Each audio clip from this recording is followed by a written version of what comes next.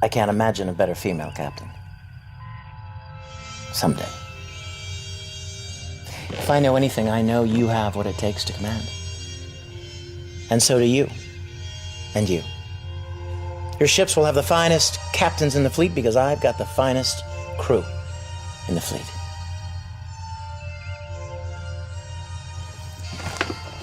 Maintain course and heading, Ensign.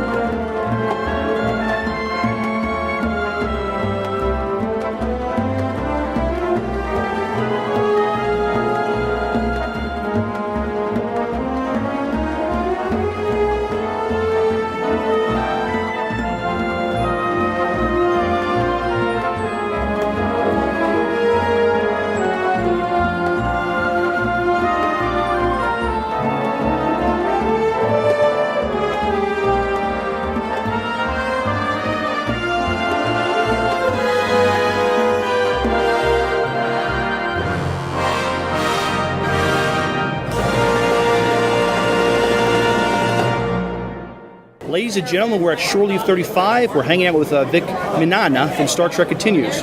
We had the pleasure last year to be talking with him about Star Trek Continues. And well, now their first episode, Pilgrim of Eternity, has debuted, and I plan on spoiling it. So if you haven't seen Pilgrim of Eternity yet, stop listening to this interview. Go watch it now. It's great. It's fantastic. Mr. Mignogna, welcome and thank you for taking time to talk to us. Well, first of all, just call me Vic. Vic. Because my last name is way too complicated. And we're friends anyway, so it's great to see you again. It's great to see you. Oh, my pleasure. And I've seen lots of other Star Trek fan films. Many of them are good and enjoyable. Can enjoy it for what it is. I can watch a fan film and judge it on its own merits, but when I've seen Pilgrim of Eternity, I gotta say it's probably the best independent effort on any Star Trek fan film I've ever seen before. Thank you. I appreciate that. And to be honest with you, I don't think that's by accident. Mm-hmm. We've put together a team of extremely talented, competent, skilled professionals who just happen to be Star Trek fans. And I think that was something that we set out to do from the very beginning.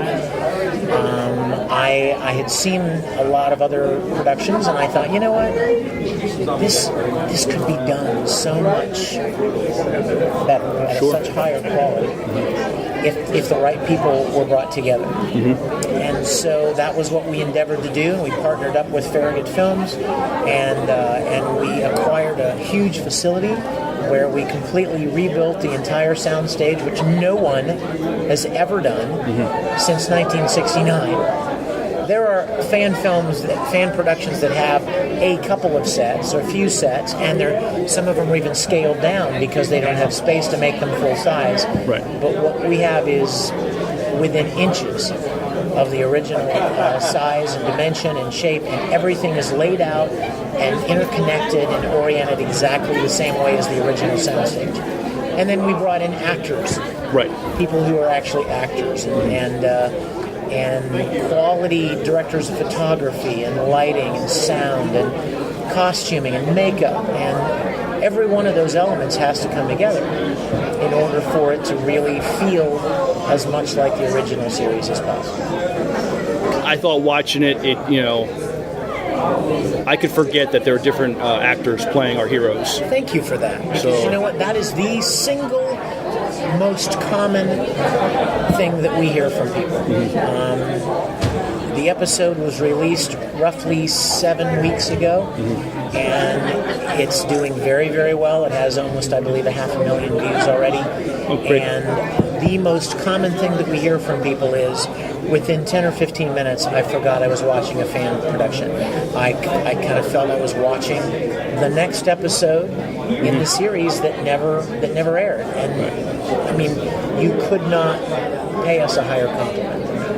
Well, as a fan of the original series, I'm delighted that you made that episode. Thank you. I myself I'm as big a fan of the original series as anybody you would ever meet. I mean, I could quote you entire episodes word for word. I mean, I was the biggest fan of the original series when I was a little boy. So the chance to do what we're doing and to be able to play an iconic role that was my role model when I was a little boy is really a pleasure, a privilege.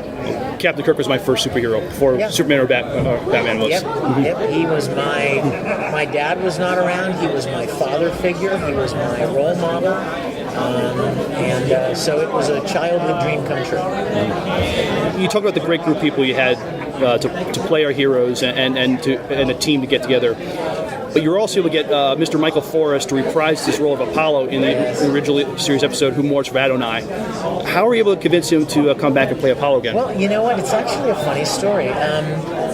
Barbara Luna, who played Marlena in Mirror Mirror, beautiful, right? Beautiful girl. She and I did some work together, and we became friends. And one day she said to me, "You know, Vic, Michael Forrest would love to do a Star Trek production." Oh. And I logged that away in the back of my mind. So when I launched Star Trek Continues and was thinking about what would our first episode be, I thought, hey, why don't we write a sequel to Who Mourns for Adonai and ask him if he'd like to do it. So Barbara put me in touch with him, and I had lunch with him, and told him what we were doing, and gave him the story idea, and he was very interested. And then he said his wife wanted to be involved, and so she did a little cameo as Athena. Right, I remember that. And we had the best time. He is one of the nicest men, awesome actor, and wonderful man. And we spent 8 days down at our sets in Georgia shooting the episode and had the time of our lives, laughing, cutting up, and making something very special. It was an honor to work with him. Hey, Vic. Well, let's take your... Hey there! I'm glad you're back, brother. Told you. Now, remind me your name. Josh. Josh.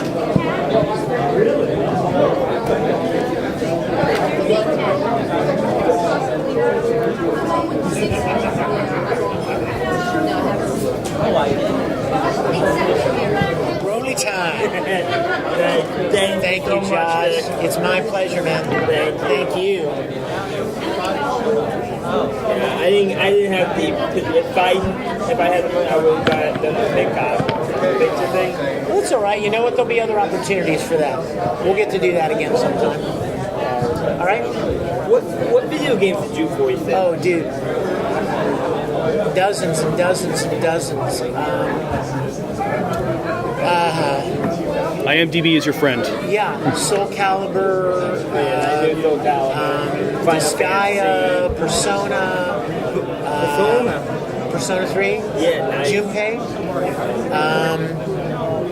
gosh, all the DBZ stuff, all the Bleach stuff, all the Naruto stuff, all the Fullmetal stuff, Final Fantasy,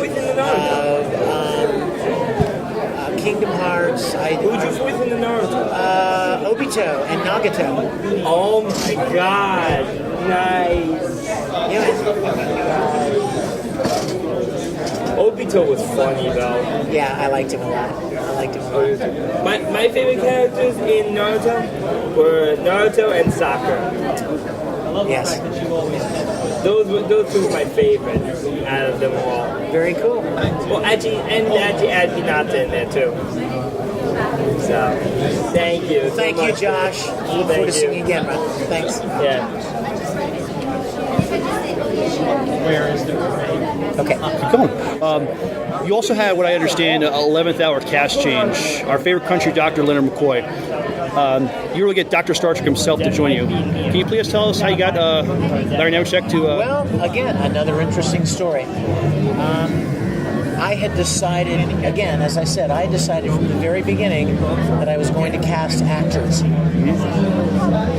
They are going to be people who are able to communicate the emotional depths and the highs and lows of the story.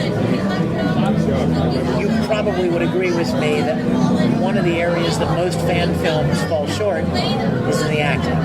Yes. A lot of times they're just kind of hard to watch. Right. They're well-meaning fans. Of course, they're fans, and they're fulfilling their dream, and they're having a great time, and that's awesome. Yeah. But I wanted to take it a step further. Sure.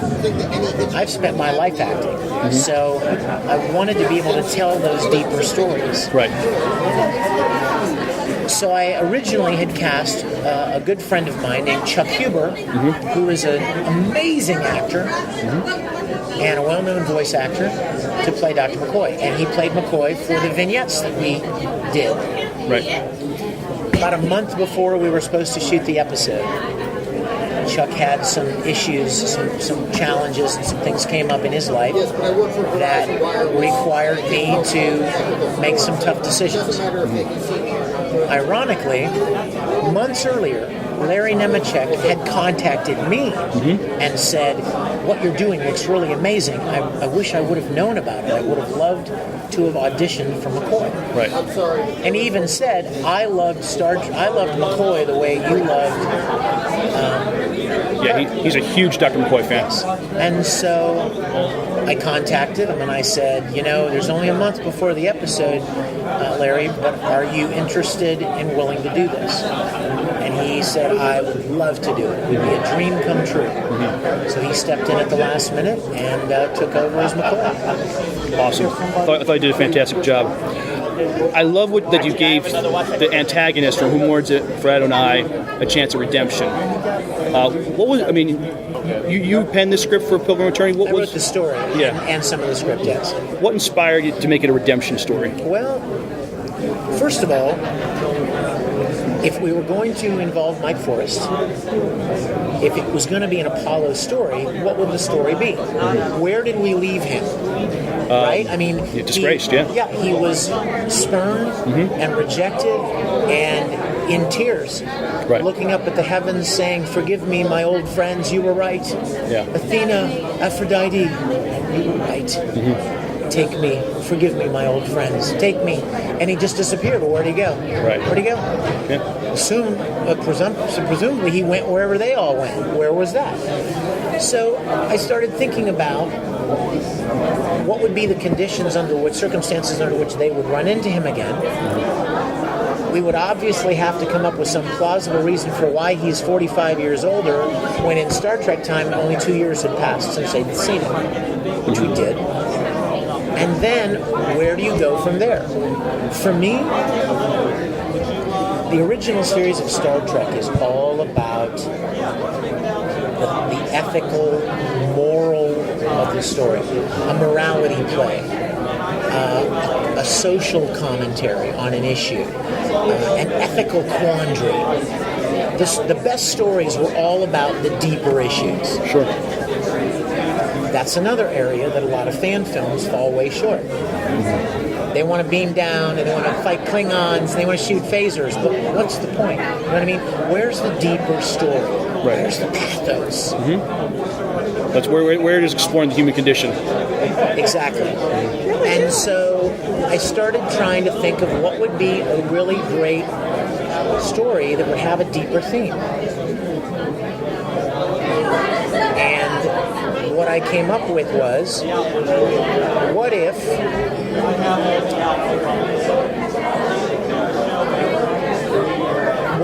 Apollo is determined not to try to make people worship him anymore? He just wants to live in peace with other humans. He doesn't want to die alone. So there's a commentary on the nature of addiction. Whether or not people are capable of changing deep addiction behaviors just by force of will. Right. A lot of people can't. You have AA and you have programs to help people who cannot by themselves just pull themselves up by their bootstraps and decide to do something different. The challenges and the addictions are way too deep. But even bigger than that was the concept of what if we created a situation where Apollo is able to gain life energy from self-sacrifice as opposed to worship? What if by doing for others and sacrificing for others, he actually enriches his own life energy? And as soon as I thought of that, I'm like, that is a Star Trek concept. And you can flip it young again. The concept of self-sacrifice as life energy, that's a Star Trek concept. And so that became the driving theme of the story. Again, I thought Pilgrim Eternity explored the human condition fantastic, and given Apollo a chance to redeem himself. And you know what? I think maybe that is the phrase that I used with Mike Forrest that sold him. I said, you know what this is, Mike? It's an Apollo redemption story. And he went, ooh, I like that. So, is there a timetable and expect maybe another next Star Trek Continues episode? We are planning to shoot our next episode in late October this year. I would love to think, and I do optimistically believe, I realistically believe that we could shoot at least 2 episodes, maybe even 3 episodes a year, if we have 2 things. 1, the money, and 2, a good story. Because I'm committed to that. I do not want to tell stories that are lame, kind of fan servicey stories just for the sake of doing it. Right. And I do believe that we've set the bar pretty high with Pilgrim of Eternity. So the challenge now is to find stories that have that same power and that same depth and that same pathos and resonate with people in the same way. No small task. Sure. That's not easy. You'd be surprised. We started asking people about it, and we started asking for people to submit ideas, and we got a lot of ideas, and the vast majority of them, they were fan service. They were fan films. Right. They didn't have that depth, that deeper meaning that I think is what made Star Trek so special. Sure. Captain Kirk beams down to the planet and he fights the Klingons. Okay, what's the point? Mr. Spock gets kidnapped by Romulans. Okay, what's the point? Sure. You know what I mean? What's the deeper purpose? What are we telling here? What are we addressing here? The best episodes of the original series were episodes that did that, and that's what we want to do. Well, Star Trek and any good sci-fi, after you're watching it, should make you think. I mean, you may not necessarily agree with what they're saying, but at the same time, I think you could, you're going to think more deeply about it because they raised an issue a certain way. Yes, and Star Trek was all about human drama and human relationships, human challenges. It just happened to be set in space. Right. It wasn't a crazy sci-fi thing. It was a human story that just happened to be set in space. Sure. How can we help support Star Trek Continues? Well, I appreciate you asking. If you go to StarTrekContinues.com, there's a donate button right there. Yeah. People can hit donate and donate. Because we are not licensed by CBS, as none of the fan productions are, we can't sell anything. We can't make any money. And to be honest with you, we don't want to. Sure. I have a job. We all have jobs. I'm not trying to make money off Star Trek. I have no interest in it. In fact, you don't want to know how much of my own money I put into making the first episode. We didn't ask for any money from anybody because I wanted to do the first one myself and fund it myself to prove to people that it could be done at the level that we did it. Right. Very much like a proof of concept. So instead of people getting online going, will you give us money to do something that you have no idea whether we can do or not? We don't know that we can do it. We've not proven that we can do it. You've never seen anything that we've done because we've never done it. But will you give us money anyway? I didn't feel like that was very ethical. I feel that that's not a good choice. So I spent lots of my own money to build the sets, along with a couple of friends, to build the sets, fly people down, feed them, hotels, all of the costs of production to create the first episode myself. And now we would love any donations that people can help that want to see more of what we're doing. And we will intend to launch a Kickstarter sometime soon. So keep your eyes open for the Kickstarter launch and help in any way you can. That would be the best thing. And to stay stay in the know as far as what's going on with Star Trek Continues, visit the website. We have official Star Trek Continues Facebook page. Okay, yeah, social media. There are some people out there, some nefarious troublemakers who have made fictitious Star Trek Continues Facebook pages to confuse fans, and they've put up their own, fan production pictures to try to confuse fans. But look for our pictures of our characters and our actors, so you'll know you've got the right one. It's official Star Trek Continues Facebook and StarTrekContinues.com. Vic, thank you so much for your time. It was a pleasure to talk to you. Thank you so much, bro. Enjoy shore leave. Okay, great. I will.